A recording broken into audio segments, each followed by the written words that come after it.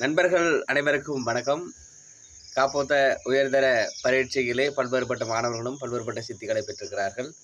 அவர்களுக்கு வாழ்த்துக்களை சொல்லிக்கொண்டு, அதே போல அந்த பரீட்சையிலே 26,000க்கும் மேற்பட்டவர்கள் சித்தியடைய தவறி இருக்கிறார்கள் என்ற விடயத்தையும் சொல்லிக்கொண்டு அவர்களுக்கும் வாழ்த்துக்களை சொல்ல வேண்டும். என்ன அவர்களுக்கும் வாழ்த்துக்களை சொல்கிறீர்கள் என்று யோசிக்கலாம்.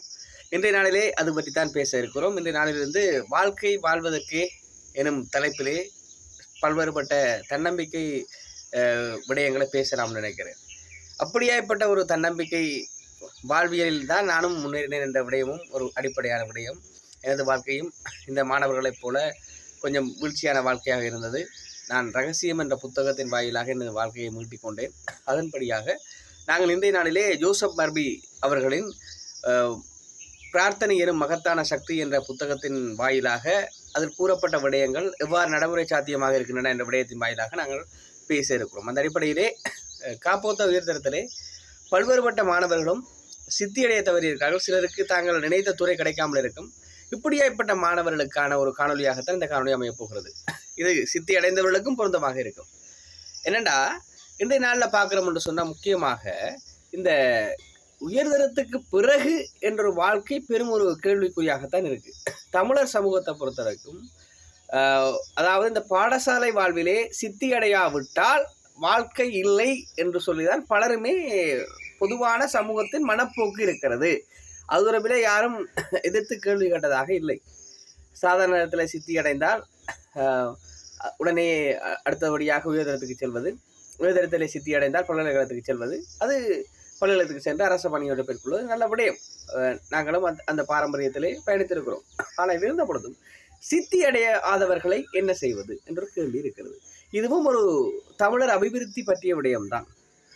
சித்தியடையாத மாணவர்கள் வேறு சமூகத்தில் என்ன செய்கிறார்கள் என்ற விடயத்தை நாங்கள் பார்க்க வேண்டும். வேறு வேறு உலகத்தில் என்ன செய்கிறார்கள் சொல்லி. அப்போ சித்தியடையாத மாணவர்கள் ஒன்றை கவனித்துக் கொள்ள வேண்டும்.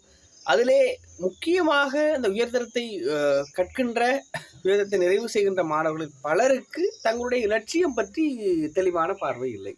நாங்கள் எங்களுடைய எதிர்காலத்தை எதிர்நோக்கி பயணிக்கப் போகிறோம் என்ற கேள்வி இல்லை. அதனால்தான் பல்வேறுபட்ட மாணவர்களும் சித்தியடைய தவறுவதற்கு பிரதான காரணம். இதில் சித்தியடைய தவறுகளுக்கு மூளை குறைவோ இல்லாட்டில் மந்த புத்தியோ என்ற விடயம் அல்ல. நிச்சயமாக அவர்களுக்கு தாங்கள் எதை பற்றி வாழ்க்கையிலே பயணிக்கப் போகிறோம் என்ற சிந்தனை இல்லை. அது ஒரு முக்கியமான விடயம். சிறு வயதிலேயே தங்களுடைய லட்சியத்தை வரைத்து கொண்டால் அவர்கள் அதை நோக்கி பயணிக்க வேண்டும். உதாரணமாக, ஒரு மாணவருக்கு சித்திரம் மீது நாட்டம் இருக்குமாக இருந்தால் அவர் சித்திரக்கல்வியை ஒரு பாடமாக எடுத்துக்கொள்ள வேண்டும். அந்த மாணவர் பல்கலைக்கழகத்துக்கு சென்று ஃபைன் ஆர்ட்ஸ் என்று சொல்வார்கள், உங்களை தொடர்பாக இந்த பாடத்திலே கற்று மிகவும் ஒரு சிறந்த சித்திரம் கீறும் நபராக, சித்திரம் வரையும் நபராக, அட்டை படங்களை கீறும் நபராக, பல்வேறுபட்ட படைப்பாக்கங்களை உருவாக்கும் மாணவராக மாறிவிடுவார்.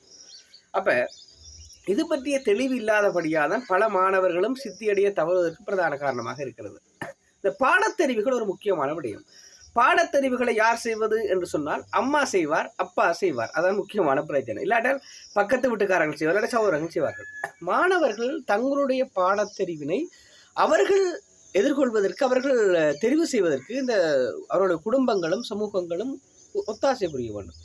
உதாரணமாக, எனக்கு ஊடகத்தின் மீது நாட்டம் இருக்கும் என்று சொன்னால், நான் என்னை ஒரு நபர் கொமர்ஸ் படிக்க, வர்த்தகத்துறை படிக்க ஊக்குவிப்பார், எல்லாவற்றை ஆற்றுப்படுத்துவார் என்று சொன்னால், நான் அந்த துறை, எனக்கு ஊடகத்துறை தான் பழக்கம், ஊடகத்துறை தான் விருப்பம். ஆனால் நான் ஒரு வர்த்தகத்துறைக்கு போவேன் சொன்னால், நான் கட்டாயமாக அந்த பாடத்தில் பார்த்தீங்கன்னு சொன்னால் 3 பாடங்களிலும் நான் ஃபெயில் எடுப்பதற்கான 100% சாத்தியக்கூறு இருக்கிறது. அப்போ இது ஒரு முக்கியமான விடயம். அதே நேரம் மாணவர்களுக்கு தன்னம்பிக்கை என்ற விடயம் இல்லை. அது ஒரு முக்கியமான விடயத்தை சொல்லிக்கொள்ள வேண்டும். அதே நேரம் ஜோசப் மர்பி பிரார்த்தனையின் சக்தி என்ற புத்தகத்தின் மூலமாக பல்வேறுபட்ட விடயங்களை, உண்மை கதைகளை சொல்கிறதான் விஷயம். உண்மை கதைகள். ஒரு பல்கலைக்கழகத்தில் ஒரு மாணவர் இருந்தார். அவருக்கு எந்த பார்த்தா பரீட்சைக்கு போகிற நேரங்களில் பாடமெல்லாம் மறந்துடும். பார்த்தா அவருக்கு என்ன பிரச்சனைன்னு சொன்னால், அவருடைய ஆழமான அவர் பரிசோதித்து பார்த்ததில் அவருடைய மனதிலே மனம் எப்படி பழக்கப்பட்டிருக்குன்னு சொன்னால், தான் அந்த மறந்துடும் என்ற ஒரு பயத்தின் காரணமாக மனம் பழக்கப்பட்டிருக்கு. அப்போ மறதி வந்துடும் என்று மனசை பழக்கப்பட்டிருந்தபடியா, பிறகு அந்த ஜோசப் மர்பி அந்த மாணவனோடு உரையாடி அவருடைய மனதை பற்றி அவருக்கு விளக்கத்தை சொல்லி, நீ மறந்துடுவான்னு சொல்லி அவனோட மனசு பதிஞ்சிருக்கு, உன்னோட மனது மறக்காது என்று சொல்லி மனதை பழக்கப்படுத்து என்று சொல்லி பயிற்சிகள் வழங்கின அடிப்படையில் பிறகு அந்த மாணவர் சித்தி அடைஞ்சிட்டார்.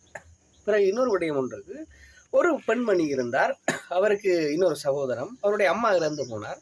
அந்த பெண்மணிக்கு பார்த்தீங்கன்னா, ஒரே எரிச்சல், ஒரே சளி, ஒரே வயித்தெரிச்சல், இப்படி ஜலதோஷம் போன்ற பல்வேறுபட்ட பிரச்சனைகள் 10 வருஷத்துக்கு மேற்பட்ட காலமாக நீடிக்குது. அப்ப ஜோசப் மறுபடிட்டு வரக்குள்ள அவர் யோசிச்சு ஆராய்ஞ்சு பார்த்த இடத்துல கேட்குறாரு, "உனக்கு என்ன பிரச்சனை? நீ என்ன என்ன வெறுப்புல என்ன பிரச்சனைன்னு?" கேட்கக்குள்ள சொல்றேன், "இந்த அம்மா வந்து இந்த காணியை வந்து இந்த தங்கச்சிக்கு எழுதி வச்சுட்டா. அதால எனக்கு வந்து அவன் மீது சரியான கோபம். அவ எப்படி அதை செய்யலாம் அப்படின்னு சொல்லக்குள்ள அவர் ஜோசப் மர்பி சொல்கிறார், "நீ உங்களோட அம்மா எழுதி வச்ச சரி. ஆனா உங்களோட அம்மா உனக்கு கெட்டது மட்டுமா செஞ்சிருக்கிறா? நல்லதை விட எங்களுக்கு செய்யவில்லையா?" என்று சொல்லி ஆழமாக அவரோட பேசிய போது பிறகு அவர் யோசிக்கிறார். உடனே கண்ணீர் விட்டு அழுகிறார். "என்னுடைய அம்மா எனக்கு இவ்வளவு நல்லது செஞ்சிருக்கா. நான் என்னோட அம்மா பிழையானதை மட்டும் நான் பார்த்துக் கொள்கிறேன்" என்று சொல்லி கண்ணீர் விட்டு அழுதார். கண்ணீரால் கரைந்தார். பிறகு பார்த்தீங்கன்னு சொன்னா அவரோட வயிற்றுல இருந்த வயிற்றெரிச்சல், இல்லாட்டி ஜலதோஷம், அந்த பீனிசம் நோய்கள் எங்கேயோ பறந்து போயிட்டு. நாங்களும் இப்படிதான். இப்ப சித்தியடைய தவறிய மாணவர்கள் உடனே மனசு ஃபுல்லா கரைகிறது, யோசிக்கிறது, அழுறது. இல்லை சித்தி அடைஞ்சிட்டானே, அவன் பாஸ் பண்ணிட்டானே, அவள் பாஸ் பண்ணிட்டானே, நான் இப்படி போயிட்டேன்னு யோசிக்க கூடாது. உங்களுடைய மனதின் பாற்பட்ட விருப்பத்தின் காரணமாக இல்லாட்டி நீங்கள் 2வது தடவையாக 3 தடவைகள் எழுதலாம். அரசாங்கம் வழங்கியிருக்கு. 2வது தடவையாக எழுதி பார்க்கலாம், அல்லாவிட்டால் 3வது தடவையாக எழுதி பார்க்கலாம். சமூகம் என்ன சொல்லும் என்று சொல்லி யோசிக்கக்கூடாது. இன்றைக்கு டாக்டர் ராமநாதன் ஆக்சுவலாக 2வது தடவையாக வேதரம் எழுதித்தார். அந்த மனிதர் இன்றைக்கு இந்த லெவலில் வந்திருக்கார். ஒரு பாராளுமன்ற உறுப்பினர் வந்து மனிதர்களுக்கு ஒரு உந்து சக்தியாக இருக்க வேண்டும் என்றதுக்கான சரியான உதாரணம் ராமநாதன் அர்ச்சுனா. அப்போ அவரை போன்ற மனிதர்கள், இப்போ கன மனிதர்கள் 2வது 3வது தடவை எழுதலாம், ஒரு பிரச்சனையுமே இல்லை. பெற்றார்கள் இதனை ஆற்றுப்படுத்த வேண்டும். பிள்ளைகளை இது பற்றி ஆற்றுப்படுத்தாதபடியாகத்தான் பல பிள்ளைகள் வந்து தற்கொலை செய்கிறார்கள் பயத்திலே. சமூகம் எதுவும் சொல்லும். சமூகத்தில் இருப்பவர்களும் கவனமாக இருக்க வேண்டும். ஒரு அதை நாங்கள் வடிவாக பார்த்தோம்னு சொன்னால், அந்த சித்தியடையாதவர்களை பற்றி கதைக்கிறாக்களாருன்னு பார்த்தா அவர் ஓயலும் படிச்சிருக்க மாட்டார், ஏலும் படிச்சிருக்க மாட்டார். பல பேர் கதைக்கிறாக்கள்ல பல பேர் 100க்கு 90 மாணாக்கள். அப்போ மாணவர்கள் இதிலே கவனமாக இருக்க வேண்டும். தங்களுடைய இப்போ பார்த்தீங்கன்னு சொன்னால் சித்தியடையாத மாணவர்கள் 2வது 3வது படிக்கலாம். இல்லாவிட்டால் இல்லை எனக்கு அந்த துறைகளில் நாட்டம் இல்லைன்னு சொன்னால் நிறைய துறைகள் இருக்கிறது. இன்றைக்கு பார்த்தீங்கன்னு சொன்னால் பத்திரிகை துறையில் நல்ல தொழில் வாய்ப்பு இருக்குது, ஊடகத்துறையோட தொழில் வாய்ப்பு இருக்குது. இல்லாவிட்டால் இன்றைக்கு பார்த்தீங்கன்னு சொன்னால் இப்போ திருவண்ணாமலை போன்ற பிரதேசங்களில் பார்த்தீங்கன்னு சொன்னால் அந்த அச்சகத்துறைக்கு சரியான கேள்வி இருக்குது.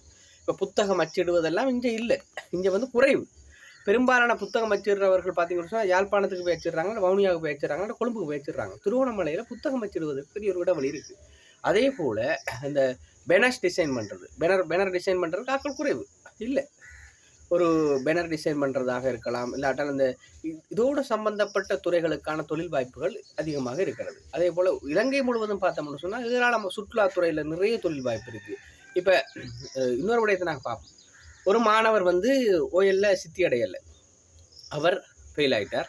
அப்போ அவங்களோட அம்மா அப்பா என்ன செய்யணும், கராச்சியில் கொண்டே விடுறாங்க, அதாவது வாகன திருத்துமடம். அப்போ திருத்துமடத்துக்கு போன மாணவர் என்ன செய்கிறார், ஒரு 10 வருட காலமாக வந்து வாகனத்தை திருத்தி கொண்டக்குள்ள அவருக்கு திடீரென்று அந்த கடையை விட்டு விளத்த வேண்டிய வந்து அவருக்கு நிறைந்த ஞானம் காரணமாக அவர்கிட்ட கொஞ்சம் லோனும் போட்டு என்ன செய்கிறார், ஒரு புதிய ஒரு வாகன திருத்த நிலையம் என்றார், உருவாக்கி அதை செய்கிறார். செஞ்சு கொண்டு போகக்குள்ள 15 வருடத்தில் அவர் முதலாளி ஆயிடுவார்.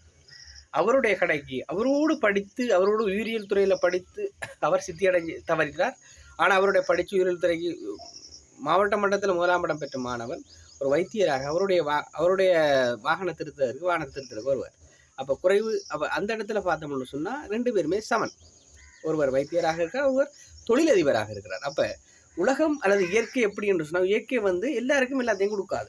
இப்போ ஒரு வகுப்பில் 50 மாணவர் இருந்தால் 50 மாணவரும் வைத்தியராக போனால் 6 நோயாளியாக போகிறதுன்னு கேள்வி இருக்குது. 50 மாணவரும் ஆசிரியராக போனால் 6 இதர துறைகளை செய்வது என்ற கேள்வி இருக்குது. 6 வியாபாரம் செய்வது, 6 அரிசி ஆலையை உற்பத்தி செய்வது, 6 அரிசியை உற்பத்தி செய்வது என்ற பிரச்சனை எல்லாம் இருக்குது. அப்போ இந்த சமூகத்தில், எங்களுடைய சமூகத்தில் வந்து இந்த தொழில்களை வைத்து மனிதர்களை மட்டமிடும் பணி அதிகமாக இருக்குது. அந்த துறையை பார்த்தீங்கன்னா, அந்த விடயம் பற்றி இப்போ கொஞ்ச நாளில் அது குறைஞ்சு கொண்டு வருது. இருந்த பொழுதிலும் இந்த உயர்தரத்தில் சித்தியடையாத மாணவர்கள் வலுகவனமாக ஒன்றுக்கும் யோசிக்காமல் தங்களுடைய வாழ்க்கையை மீள ஆராய்ந்து கொள்ள வேண்டும். 2ஆம் தரம் இல்லை 3ஆம் தரம் எழுதி கொள்ளலாம், அல்லாவிட்டால் தங்களுக்கு பிடித்த தொழில்துறை ஊடாக சென்று கொள்ளலாம். இன்றைய பார்த்தீங்கன்னு சொன்னால் நிறைய தொழில் வாய்ப்புகள் விரிந்து கிடக்கு. நீங்களே ஒரு தொழிலை தொடங்கலாம், நீங்களே தொழிலை தொடங்கி நீங்களே முன்னெடுக்கலாம். ஒரு அறிஞர் சொல்கிறார், ஒரு தொழிலை ஒரு மனிதர் 10,000 மணித்தியாலும் தொடர வேணும். இன்றைய இளைஞர்கள் வந்து அதிகமாக பார்த்தோம்னு சொன்னால் ஒரே நாளில் உபமாகலாம் என்ற ஒரு பிரச்சனையும் இருக்குது. குறைந்தது 10,000 மணித்தியாலங்கள் 5 அல்லது 10 வருடங்கள் ஒரு தொழிலில் பொறுமையாக அவர்கள் தொழிலை கற்றுக்கொண்டு முன்னேறினால் அவர்கள் தொழிலதிபராகலாம் என்ற விடயமும் இருக்கிறது. எனவே அனைவருக்கும் மீண்டும் மீண்டும் மீண்டும் சொல்லிக்கொள்ளக்கூடிய விடயம், உங்களுடைய மனம்தான் வாழ்க்கை. நீங்கள் மனதை பழக்கப்படுத்தி கொள்ளுங்கள். உங்களால் முடியும், நான் செய்வேன். நீங்கள் சித்தி அடைஞ்ச காரணம் உங்களுக்கு நம்பிக்கை இல்லாமல் இருக்கும். அவள் படிப்பா. பாடசாலைகள்லையும் சில இடங்களில் பார்த்தீங்கன்னு சொன்னால் ஆசிரியர் பேர் போட்டுருவார், இந்த புள்ள படித்து பாஸ் பண்ணும், இந்த புள்ள பாஸ் பண்ணாதேன்னு சொல்லிடுவார். அது ஆசிரியரோட கணிப்பு, உங்களோட கணிப்பு இல்லை. உங்களோட கணிப்பு உங்களுக்கு தான் தெரியும். உங்களுடைய திறமை உங்களுக்கு தான் தெரியும். ஒவ்வொரு மனிதர்களும் உங்களுடைய மனதுக்குள் நீங்கள் பேச ஆரம்பிக்க வேண்டும். ஒவ்வொரு மாணவர்களும் நீங்கள் பேச ஆரம்பிக்கும் போது உங்களுடைய மனது பேச ஆரம்பித்தால் எவரும் தடையாக இருக்க முடியாது. சித்தி அடையாத மாணவர்கள் இன்றிலிருந்து இதனை கவனத்தில் கொள்ளுங்கள். உங்களுடைய எண்ணம், உங்களுடைய சிந்தனை எது என்று சொல்லி சிந்தித்து பார்த்தால் வாழ்க்கையில் முயற்சி திண்ணம். நன்றி, வணக்கம். இன்னொரு காணொலியில் சந்திப்போம். நான் உங்கள் செல்வன்.